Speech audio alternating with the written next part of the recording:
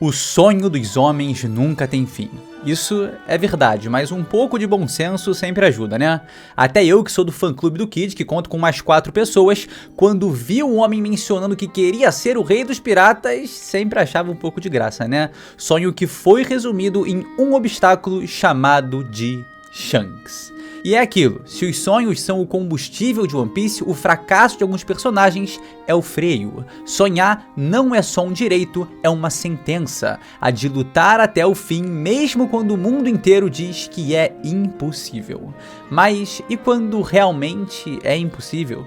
Aí a gente tem algumas das lições mais poderosas que a obra pode ensinar pra gente. Hoje a gente vai analisar os sonhos que provavelmente nunca vão se realizar. Não só porque o mundo de One Piece não permite, mas porque seus sonhadores talvez não estejam prontos para realizá-los. Sonhar e agir andam de mãos dadas. Você precisa acreditar para realizar, mas também tem que estar preparado para conquistar o que deseja.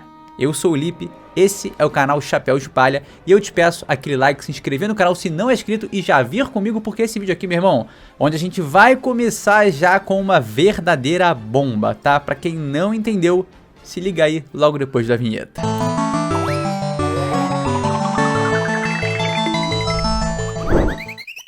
Tashigi. A querida marinheira sonha com um mundo onde as espadas não estejam nas mãos dos criminosos, mas sim dos seus protetores, defensores da paz e da justiça. Ela quer tirar as espadas amaldiçoadas e lendárias das mãos de piratas e devolvê-las aos merecedores. É um sonho mais difícil do que virar o rei dos piratas por motivo de Roronoa-Zoro, Mihawk, Shanks. E quando ela sonhou isso a primeira vez, ainda tinha um tal de Barba Branca pelos mares, com uma naginata chamada Murakumogiri, que é uma lâmina lendária. A ideia é nobre, mas o mundo de One Piece não é um lugar onde força e justiça andam juntas.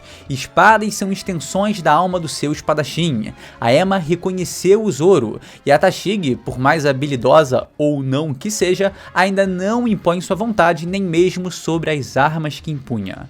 Ela é uma idealista presa a um sistema militar tentando combater injustiças com um código moral rígido, mas sem o poder necessário para tamanha ambição.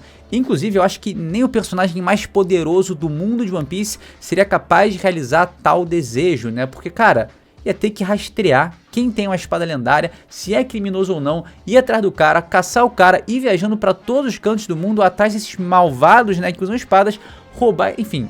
Loucura total. No fundo, a Tashigi quer ser uma heroína em um mar cheio de vilões, né? Isso é legal, mas talvez o que ela precise antes de querer mudar o mundo seja mudar a si mesma. Quem acredita que a Tashigi não vai realizar esse sonho, deixa um comentário aí no vídeo, tá? Expansão de domínio.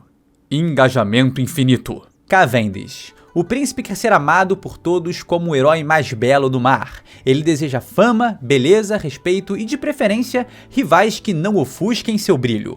A real é que o carisma do homem confere a ele esse potencial, mas seu maior inimigo é ele próprio, é o seu próprio ego, mais especificamente o seu alter ego. O Hakuba, uma personalidade assassina que emerge quando ele dorme ou perde o controle do corpo. Eu enxergo isso como uma clara crítica à vaidade e ao narcisismo. Cavendish tem tudo pra ser amado. Eu acho que a galera esquece o quão incrível e bom caráter ele é por culpa desse egão de balão que ele tem, né? É justamente sua necessidade de amor, né, que afasta ele das pessoas. Ele não quer ser um herói, ele quer ser o herói, o único, o insubstituível, o cavalo branco, capitão dos piratas lindos e reconhecido mundialmente como o príncipe pirata. O Hakuba é a personificação de tudo que o impede de alcançar esse sonho, uma sombra quase que literal, nascida do próprio ego ferido. Enquanto Cavendish não reconhecer que ele mesmo é seu pior inimigo, seu sonho vai continuar sendo impossível. Ele é poderoso? Sim. Belo? Com toda a certeza do mundo, mas é uma beleza trágica, do tipo que nunca será o suficiente não para os outros, mas sim para ele próprio.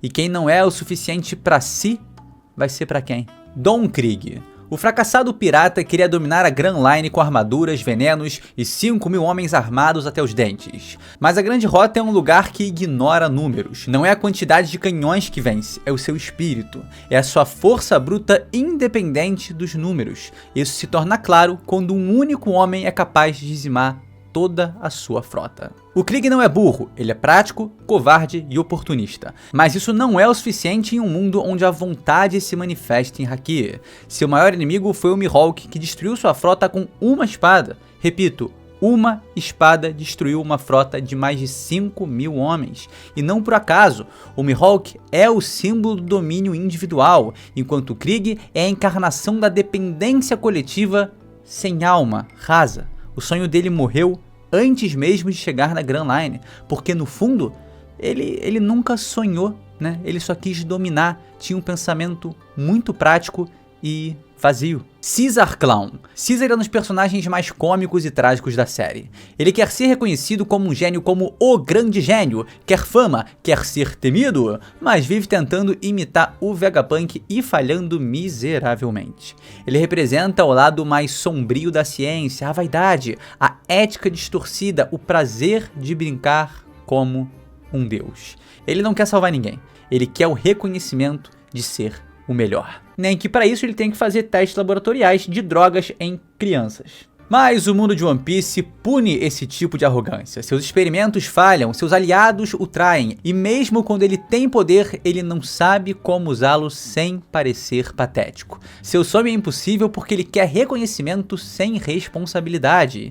E a verdade é que em One Piece, só quem carrega o peso das consequências pode sonhar com a verdadeira grandeza. Quem nasceu para ser Caesar Clown nunca vai ser Dr. Vegapunk. Não que o Vegapunk não tenha seus desvios de ética, né? A gente sabe que ele tem. Mas o grande sonho da vida dele tinha um propósito benevolente, né? E já que a gente tá falando desse homem, Vegapunk. O sonho do maior cientista do mundo é um dos mais bonitos de One Piece. Dá energia de graça a toda a humanidade. É o sonho de alguém que acredita no bem, mas que ignora o mal. E durante a Egghead, o Vegapunk se mostrou alguém, por mais que genial, realmente ingênuo. Porque a verdade é que em One Piece tudo tem um custo. A Akuma no Mi dá energia, dá um poder. A gente tem a Mother Flame com sua suposta energia infinita. Os recursos são infinitos. Tudo isso pode ser alcançado, mas sempre com um preço. Vegapunk quer um mundo melhor, mas suas criações já foram usadas para guerra, opressão, armas humanas. Ele acredita que dar poder às pessoas vai torná-las melhores, mas o mundo real e o mundo de One Piece mostra que dar poder a quem não tem consciência só piora as coisas. A Mother Flame que ele criou com esse propósito benevolente de passar energia para todo mundo foi responsável pela destruição completa do reino de Lulusia, trazendo então incontáveis vítimas devido à sua criação. E obviamente devido à intenção de uso dela por parte do governo mundial, principalmente em Musamá. Oda usa o Vegapunk para fazer uma das críticas mais complexas da série, o idealismo científico contra a realidade política e os usos práticos da ciência. O sonho dele não é impossível por ser tecnologicamente inviável, é impossível porque exige um tipo de humanidade que talvez ainda não exista nesse mundo, mas que com a presença de Luffy e a mudança que ele vai trazer no final da obra, com certeza existirá. Então não é que seja impossível, né? É realizável, mas eu acho que como comentário geral vale levantar esses pontos em relação ao sonho do Vegapunk. Ainda mais em contraste ali, né, com o que a gente mencionou de Dr. Caesar Clown. Ele nunca foi um doutor, né? Mas enfim, Caesar Clown. Arlong.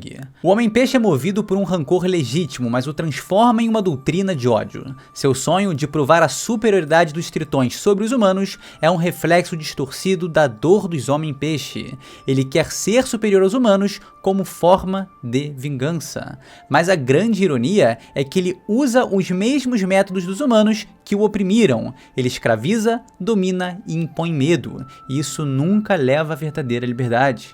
Querendo se provar superior, ele apenas reproduz exatamente o mesmo comportamento daqueles que repudia. Isso é irônico, né? Pois é, o Oda repagina o Arlong a mostrar que ele também é uma engrenagem do sistema que ele diz odiar. O que impulsiona todo esse ódio nele foi o ódio sofrido. É o ciclo que precisa ser interrompido. O sonho do cara era mais um grito de dor do que um plano futuro. E no universo de One Piece, sonhos que nascem sem esperança tendem a se apagar. Que lições a gente consegue aprender com a jornada do Arlong? Algumas que com certeza o próximo personagem dessa lista aqui, né, não aprendeu. Rhodey Jones. O Homem-Peixe é o anti-sonhador e o anti-autenticidade. Ele representa o ódio herdado sem a vivência do mesmo. Um vilão que odeia porque foi ensinado a odiar. Fruto do ódio gerado pelo ódio gerado pelo ódio.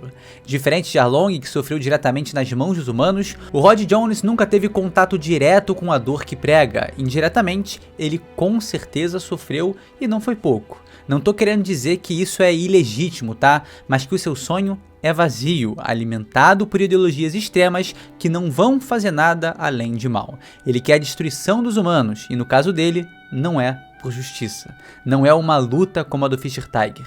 Não é uma batalha como a do Jinbe. Não é um sonho como o da Otohime. O Rod Jones simboliza o risco do fanatismo de uma geração que cresce repetindo discursos sem realmente entender a profundidade do que está sendo dito. E essas palavras nem são minhas, são do próprio Oda em 2012. Rod Jones possui um racismo infundado contra humanos. Talvez seja difícil para crianças pequenas entenderem, mas fico feliz se elas entenderem quando crescerem. Eu lembro quando esse momento saiu no mangá, eu tava lá lendo semanalmente e achei simplesmente horrorosa a fala do Rod Jones. Eu achei, cara, realmente muito ruim, tá? Uma tragédia quando ele virou e falou que o motivo dele de odiar humanos é simplesmente nenhum. Hoje, mais velho, eu acho genial, cara. Quando a gente entende que o Rod Jones nunca foi o grande vilão da Ilha dos Tritões, cara, o arco ganha muita profundidade, muito mais peso do que já tinha. O Oda foi gênio ali, tá? O Rod Jones ser raso é algo intencional. Ele é criado pelo racismo sofrido pelos Homem-Peixe. Cara, um dia, para abrir mais isso aqui, eu vou trazer um vídeo só sobre esse assunto, porque eu acho que dá horas de debate, cara. É realmente muito interessante a construção do Rod Jones e a profundidade rasa que ele tem. Enfim, loucura como de histórias semelhantes e vivências parecidas, a gente consegue tanto extrair personagens como Arlong e Rod Jones, quanto Fischer Tiger e Jinbe. Enquanto o sonho de uns é a destruição de uma raça, o sonho de outros é a união de todas elas. Fischer Tiger, Jinbe e Otohime são Gold. Arlong é brabo, Rod Jones, bunda rachada. York. Por mais que pareça impossível, também parece que o sonho dela tá cada vez mais perto de se tornar realidade. Mas vamos entender isso aqui, tá? York literalmente é a ganância pura. Ela representa o desejo de ascender socialmente a qualquer custo, mesmo traindo seu próprio eu para chegar a esses patamares. Ela não quer justiça, nem ciência, nem mudar o mundo, quer nada. Tudo que ela quer é luxo, poder e conforto. Quer ser uma deusa intocável. Lembra que eu falei sobre brincar de Deus lá quando eu mencionei o nosso querido Caesar Clown? Pois é, a York traz isso aqui de uma maneira muito mais personificada. Para mim, o Oda fez um trabalho excepcional em retratar a personagem como a personificação da ganância. Alguém que faria de tudo para realizar seus próprios desejos e de um ego absolutamente inflamado. Vocês já perceberam que ela é o Vegapunk que mais vezes repetiu que é o maior gênio do mundo, Vegapunk? Algo que só o original tinha falado? É porque ela é a essência da avareza do cientista, a ganância, o ego gigantesco. Mas o mundo que ela idealiza já tá ruindo. Os Tenryubitos estão sendo expostos, o governo mundial tá dividido e a própria estrutura de poder tá desmoronando. Ela tá subindo numa escada que tá sendo queimada a cada degrau que ela avança. York quer o futuro usando métodos e símbolos do passado, e isso sempre termina em tragédia. Imu-sama. A gente não tem certeza, mas pelo que parece, um dos sonhos de Imu-sama, o grande sonho dele, é viver eternamente e ser o rei do mundo para sempre. E eu enxergo isso como claramente uma crítica profunda à obsessão pelo controle absoluto e à negação do tempo. Quem tenta parar o tempo e controlar tudo, acaba se tornando escravo do próprio medo. Imu-sama quer viver eternamente porque teme perder o trono, o poder e o controle. Ele ou ela representa o desejo de congelar um mundo em um estado estático, onde nenhuma mudança, nenhuma ameaça, nenhuma rebelião possa florescer de lá. Só que isso é completamente antinatural. Tudo em One Piece e também na vida real gira em torno de movimento, da transformação, da liberdade. O mar não para, as gerações mudam, os sonhos se renovam e não tem fim. No fundo, o sonho de Imu é um pesadelo disfarçado. Eternidade sem renovação é estagnação. Reinar para sempre significa ser preso eternamente a uma função. Ser rei por milênios é viver com medo constante de ser substituído por séculos e séculos. Enquanto Luffy quer ser o homem mais livre do mundo, e Musama quer ser o único que decide o destino de todos. É o contraste mais radical de toda a obra. O sonho de Imu mostra que a busca pela eternidade e pelo controle absoluto leva à solidão, paranoia e tirania. O verdadeiro poder está em inspirar outros a sonhar e não impedir que eles sonhem. Conclusão: sonhos que falham também ensinam. Nem todo sonho se realiza em One Piece e isso é parte do que torna a obra tão fascinante, porque às vezes o que importa para a lição de alguns personagens não é alcançar o seu sonho, mas o que se aprende tentando. Esses personagens refletem isso. No fim, One Piece não é só sobre encontrar o tesouro, é sobre merecê-lo, é sobre a jornada. E muitos desses sonhos não são impossíveis por causa desse mundo, mas por causa de falhas no caráter daqueles que o sonham. O mais incrível é a gente poder aprender tantas lições através de vários personagens secundários numa obra repleta de ensinamentos. E se por acaso você contou direito, né, foram 9 na lista, mas o título diz 10, é porque o primeiro foi o Kid, né? O Kid também teve seu sonho estraçalhado, quebrado, obliterado e aniquilado. Se você gostou do conteúdo, eu espero que sim, tá? Deixa aquele like, se inscreve no canal e não esquece de seguir a gente nas redes sociais, beleza? Muito obrigado por me acompanhar até aqui, tamo junto demais e a gente se vê sem sombra de dúvidas num próximo vídeo. É isso, galera, valeu! Ou pode parecer criar tudo Lipe, rapaziada, vi recentemente no Twitter galera comentando sobre platinar ou não jogos, né? Cara, eu gosto bastante. Eu tenho 22 troféus de platina, na verdade, um na conta da minha noiva. Só que eu acho legal porque eu consigo lembrar de cada momento de conquista. Eu comentei isso no Twitter, né? Sobre lembrar de quem tava comigo na hora, a celebração ali, comemorando junto. Cara, eu acho que se você não gosta de platinar, você não tem que platinar. E se você gosta, você tem que platinar, né? É aquilo. Platinem jogos se vocês quiserem. Valeu ou não o tempo investido, só depende simplesmente de você. Os meus jogos platinados, pô, valeram muito a pena. Muito, muito a pena. Desde os bem facinhos até Hollow Knight platinado, Shadow of the Colossus, que, pô, demandam muito tempo e só criam um envolvimento ainda maior com o game. Pelo menos pra mim.